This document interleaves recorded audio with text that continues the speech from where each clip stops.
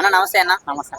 అన్న గత ప్రభుత్వంలో పవన్ కళ్యాణ్ గారి మీద, నారా లోకేష్ గారి మీద మనం మెయిన్ గా మన సోషల్ మీడియాలో ఎంతో ట్రెండింగ్ గా ఉండే శ్రీరెడ్డి గారిని రీసెంట్ గా పోలీసులు అయితే తీసుకెళ్ళడం అయితే జరిగింది విచారణ కోసం.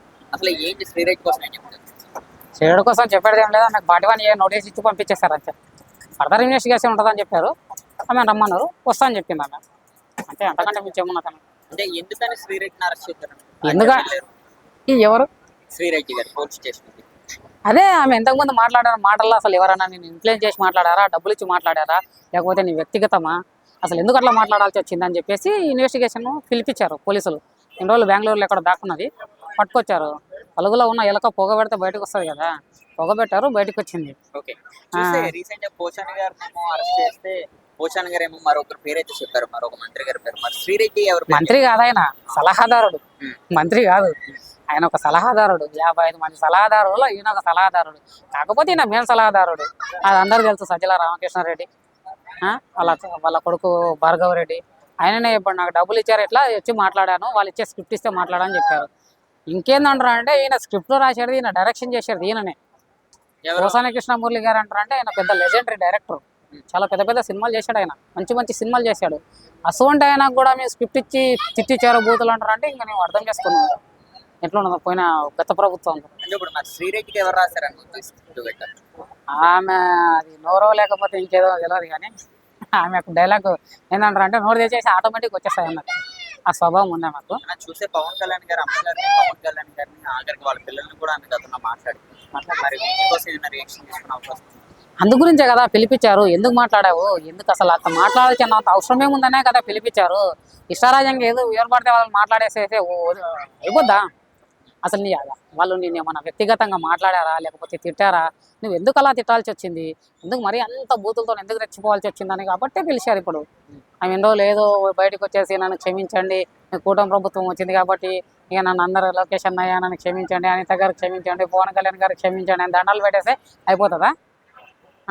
నువ్వు తిట్టినంత తిట్టేసి లాస్ట్కి సారీ అంటారంటే అయిపోద్దా? ఇన్వెస్టిగేషన్ జరుగుతుంది, ఇంకా జరగాలి. ఇంకా చాలామంది ఉన్నారు. ఇప్పుడే మెల్లమెల్లగా ఇంకా నన్ను వదిలిపెట్టేశారు కదా, 11 నెలలు అవుతుంది, ఇంకా నన్ను ఎవరు పట్టించుకోరు అనుకున్నారు. కాకపోతే మెల్లగా అందరూ ఒకరొకరు అందరూ వదిలిపెట్టారు. ఎందుకు వదిలిపెడతారు? అందరూ రెడ్ బుక్ అనేది ఒక స్టార్ట్ అయింది.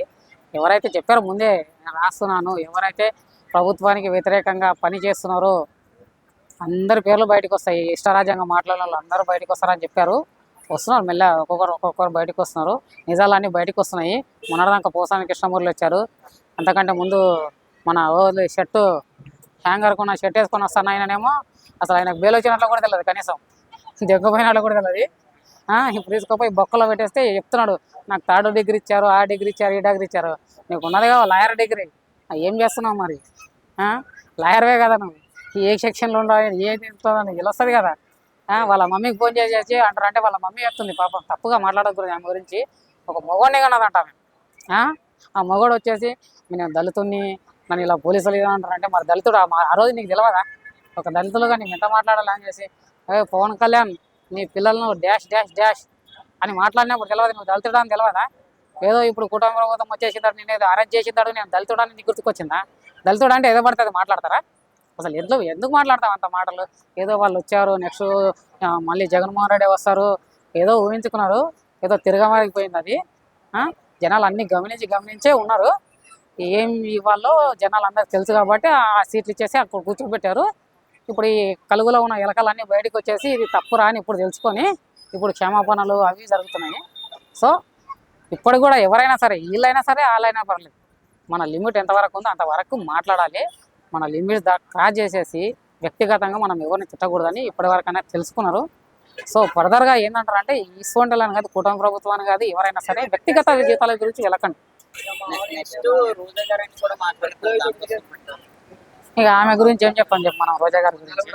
ఆమె డైరెక్ట్ చెప్తుంది నన్ను రేపు చేయగలరా అని అంటారు. ఆమె అంత ఓపెన్గా నన్ను రేపు చేయగలరా, లేక ఏదైనా చేయగలరా అన్న ఒక మహిళ, అందులో ఒక మినిస్టర్ అలాంటి మాటలు మాట్లాడింది అంటారంటే ఆమె గురించి మనం మాట్లాడతాం.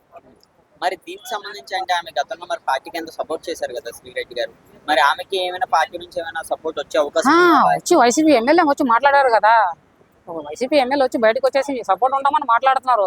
అన్ని రోజులు ఆమె ఏం చేశారంటారు అంటే వాడుకొని వదిలేశారు. నన్ను ఎవరు ఏమనలేరు, నేను ఇంత పార్టీకి సపోర్ట్ చేస్తున్నా అంత పార్టీకి సపోర్ట్ చేస్తున్నా అంటే కూడా ఎవరు ఏమనలేరు. ఇప్పుడు వాళ్ళే వచ్చారు, బయటకు వచ్చారు, తెలుస్తుంది కదా ఇప్పుడు ఏమిటంటారు అంటే మేము బయట మీరు సపోర్ట్ చేయకపోయినా కానీ ఇంటర్నల్గా మీరు సపోర్ట్ చేస్తున్నారు.